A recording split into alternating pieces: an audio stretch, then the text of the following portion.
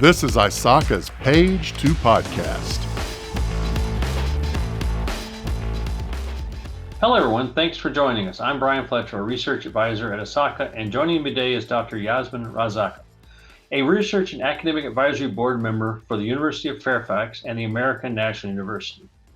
She is here today to chat with us about her recent ISACA journal article titled, A Security Awareness Program for PCI DSS Compliance, Implementation, Legal and Ethical Issues to be Considered. Yasmin, thank you so much for joining us today. Thank you, Brian. My pleasure. So before we dive into your article, why don't you give us a little background about yourself and your experience for our audience? I have about 25 years of experience in IT, airline, and fintech industries, mostly in IT governance, risk, and compliance areas. I've spent about 18 plus years in Emirates Airline, where I found ample opportunities to implement best practices and frameworks and policies related to GRC. And I recently completed my doctoral study in cybersecurity.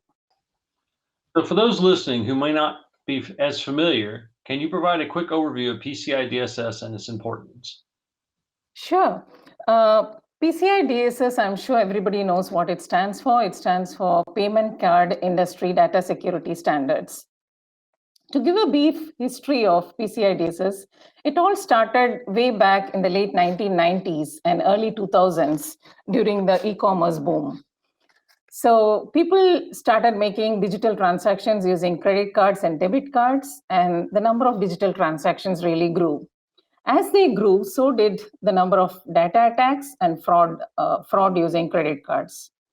So Visa, which is one of the credit card entities, started its own credit card information program in 1999. It set up a few security standards, and following that, MasterCard, Discovery, American Express, and JCB also came up with their own security standards. So think that you're a bank and you have to deal with Visa as well as MasterCard. You need to cater to the security requirements of both. There would be overlaps between the security requirements and there would be conflicts. So it is very difficult for an organization to be PCI compliant. So here's where 5 big credit card entities like Visa, MasterCard, American Express, Discovery, and JCB came together and said, it's good to have a single standard. So they created PCI DSS version 1 in 2004. So this created a single framework or standard for data security for all organizations globally. Now, who exactly does this PCI DSS apply to? So any organization that stores, transmits, or processes credit card data has to be PCI compliant. So if you look at the credit card industry ecosystem, it could mean banks, it could mean issuers, acquirers, merchants, pharmacies, retailers. Everybody involved in the ecosystem has to be PCI compliant. Now, coming to the importance of PCI compliance, if you are an organization who's not PCI compliant, and if you have a data breach, then schemes like Visa and MasterCard can impose heavy fines and penalties on you, which can go up to about $100,000 per month. It could also vary with the size of your organization. So suppose you're a level 1 organization and processing transactions, say, over 6 million transactions per year, then your fines and penalties could be more. There is level 2 organization which processes transactions from 1.5 to 6 million transactions per year. Level 3, which processes from 20K to 1.5 million transactions per year. And level 4, which processes less than 20K transactions per year. So the fines and penalties will depend on the size of the organization as well as the period during which the organization has been non-compliant. I'll tell you an example which all might be aware of is a Heartland Payment Systems, which had to pay about $145 billion for the data breach. And over that, they were also suspended from processing their credit cards for about 14 months. So it's not just the financial loss because of fines, penalties, and maybe the legal repercussions and compensations that we provide to customers. It's also the reputation of the organizations that is lost. Hence, for any organization, PCI DSS compliance is important to have the basic level of security in place to protect their cardholder data. So thank you, Yasmin, for that detailed answer to our previous question. I wanted to ask you about the 12 requirements that you mentioned in your ISACA article, which tend to be the most challenging for an organization. Right, that's a very interesting question. Brian, actually, ISACA has summarized all the 12 requirements of PCI DSS very well. It starts off by saying that you need to have a firewall in place. It has to be properly configured. You need to reset your vendor provided passwords. You need to encrypt your data that is stored, the data that is in transit. You should have an antivirus in place. You should monitor your systems. You should do continuous vulnerability assessment and penetration testings. You should develop your software in a secure manner. It talks about physical security access. It talks about identity and access management. And it also talks about having logs managed correctly. But finally, the 12th requirement that it talks about is about security governance. It talks about how an organization should have an information security policy in place and how awareness needs to be created around this with the employees in the organization. Now, I feel that this requirement is most challenging. And you may ask why, because mostly organizations invest a lot in technology. They spend a lot in implementing intrusion detection systems, VPNs, data leakage prevention systems. But often the human element is ignored. In a recent study carried out by IBM, it was found that about 60% of the threats, the security threats, are caused because of people in the organization.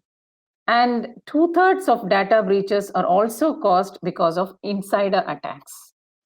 Now, this shows that hackers are targeting the vulnerability of people, and social engineering, for example, has become the easiest vector for data threats. So it's very important for the employees in the organization to be made aware of these vulnerabilities, to understand really what cardholder data stands for, what is secure authorization data. They need to understand these very clearly. And there are different players in the whole ecosystem or the credit card industry. All of them need to be trained, which is very challenging.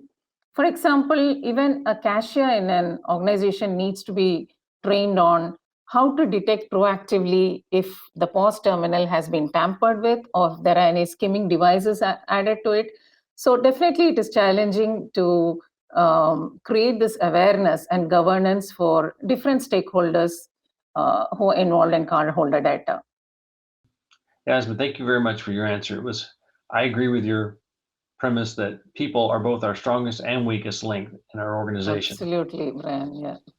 So anyone that's done a PCI DSS audit, my next question is near and dear to their heart. So you note some vagueness in the PCI DSS requirements. What is an example of this, and why is it so problematic? Yes, that's an interesting question, Brian, because as per requirement 12.6 of PCI DSS, it says that awareness needs to be created to all affected parties. Now, that's a very ambiguous statement because it doesn't say exactly or explicitly who needs to be involved in the awareness program. Nor does it say what are the delivery methods that we need to use for creating awareness. It doesn't say how often we need to do. It doesn't say what is the best practice in terms of whether it needs to be conducted in-house or whether it can be outsourced. So it's not very prescriptive in that requirement. Now, this can be problematic because we know that the audience involved in the PCI DSS process is vast, and our training needs to be catered to different audiences, and different methods have been found to be more effective. Just having one method of just giving a training on policy or having tech talks or just having FAQs may not prove very effective. So we may have to have different methods adopted, like, for example, maybe have gameplay, security-related gameplay, or maybe have tabletop exercises, have phishing simulations carried out. One of the organization where I worked, they used to send phishing emails at regular intervals just to see which are the departments which fell for that and which fell prey to such emails. And then a report would be sent to the department heads who could see if their employees required more training. So getting everybody on the same page on what is the impact of not having PCI compliant is I think, very challenging. So I agree with you. I actually enjoyed the one-on-one discussions a lot of times in training with previous organizations I was in, especially after our phishing tests, where they would say, well, what did I miss? And you'd walk them through it, and you see their eyes light up and say, oh, that. And it was very empowering for them to be able to understand. So Absolutely, that being said, what are the keys to an effectively addressing insider threat in your PCI DSS context? Yeah. Brian, like I had mentioned in my article, insider threats can be of two types. One, it could be just because of careless workers who are negligent and because of human errors or mistakes. And secondly, it could be because of malicious attacks carried out by the employees in the organization. So it has been found that there are 5 common types of insider attacks that happens in organizations.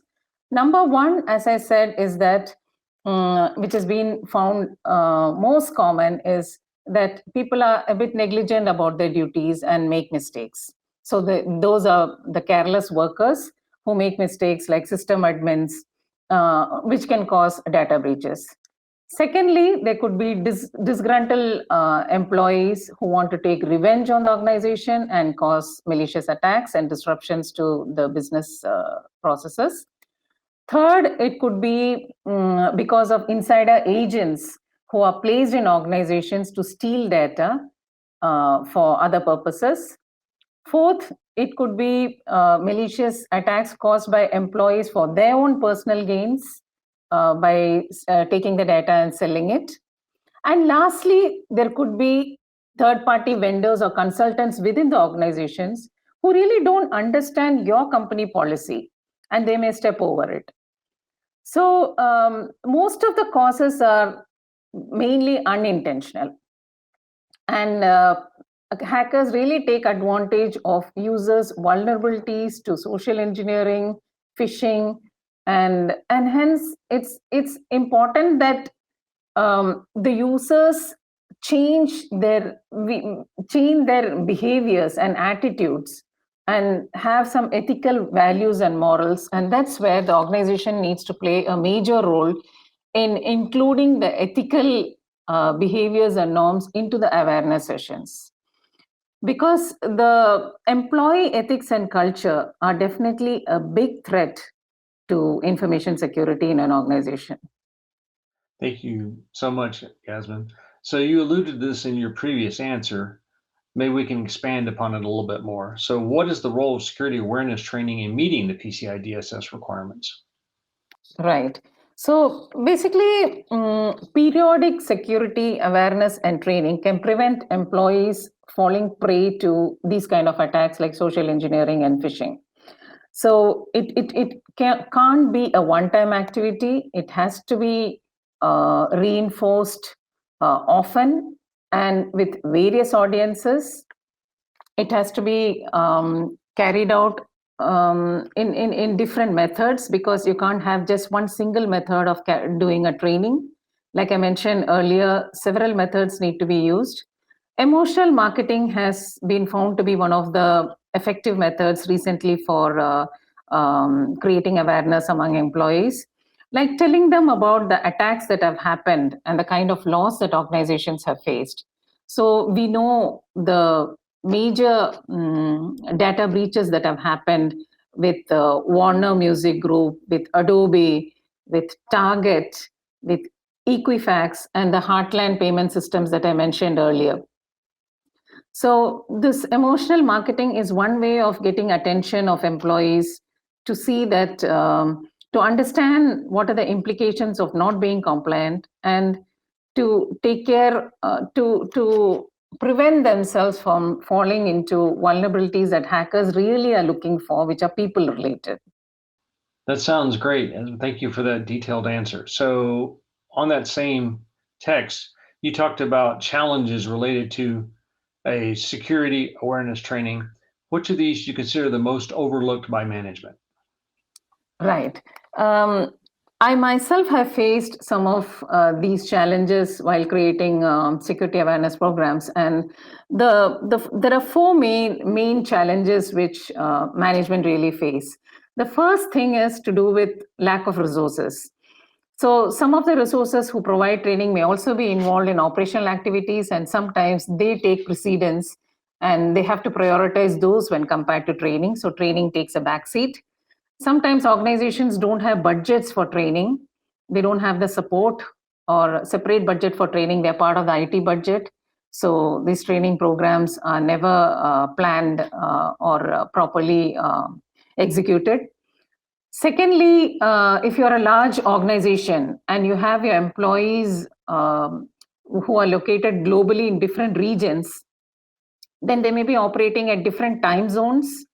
You need to cater to that. They would be shift workers, they would be remote workers, and you may also want to consider providing training in their local language. There could be cultural differences. So all these needs to be considered while creating the training awareness program. Then thirdly is the training content.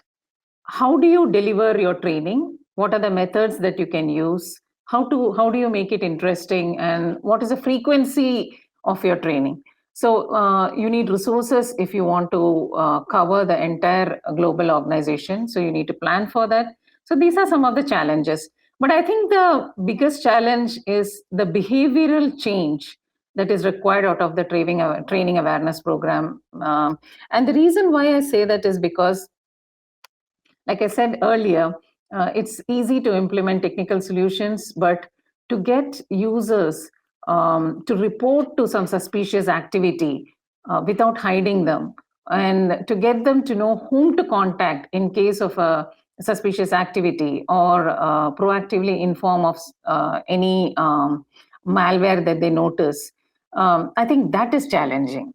Getting all of them to report on such incidents and be proactive, the behavioral change of having this attitude and thinking that it is each one's responsibility. Security is a responsibility of each individual. I think that is most challenging. Yes, Yasmin, I totally agree. To quote a former math teacher of mine, the people part of the equation is always the hardest. So Yes. in that phase, whom else in an organization besides management do you need to include in your cybersecurity awareness program? Right. Before answering that question, I would just like to say that a typical credit card transaction takes just about 2 seconds. But within that 2 seconds, there are multiple entities involved to make that happen.